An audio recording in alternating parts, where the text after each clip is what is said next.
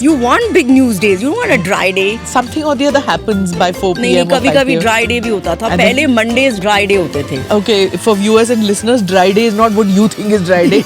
In news terminology, इसमें कुछ हो नहीं रहा. Media is constantly called your Godi media, Modi media. You're in a situation where you are pushing back and people are calling you Godi media. So you're getting bruised as well and then they're saying like you didn't fight. It is upsetting. But for some people we're not Godi enough. For some people we are too Godi. For some people and a lot of them we are just right. Do you get calls from political parties which say that how dare you do this? There's a lot of thing about there's pressure on media. The BJP government puts a lot of pressure on media. But which government has not put pressure on media? I mean, I remember as a child, they didn't like something that we had done, right? They shut the press. You speak so warmly about your team, but when a key man leaves, how does it affect you? So personally, it's a big loss, but professionally, you know what? No loss. Because the only real star is the brand. When NDTV lost Barkha, everybody thought it's over. No, but I think now it's really over. Especially in South India, politicians own channels.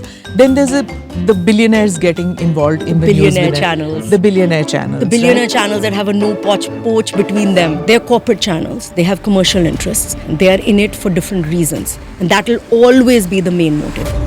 Even Western media turns around and says democracy is dying or dead. Look at the general elections. Was this the number that anyone was expecting? Because the surveys showed at that time that it's going to be 3/4 majority. But then that's exactly it, right? Those same people who said, okay, why are you doing this for ratings, also said we are going to vote for the BJP and then voted for someone else. It's not as if we were wanting to do surveys which were wrong.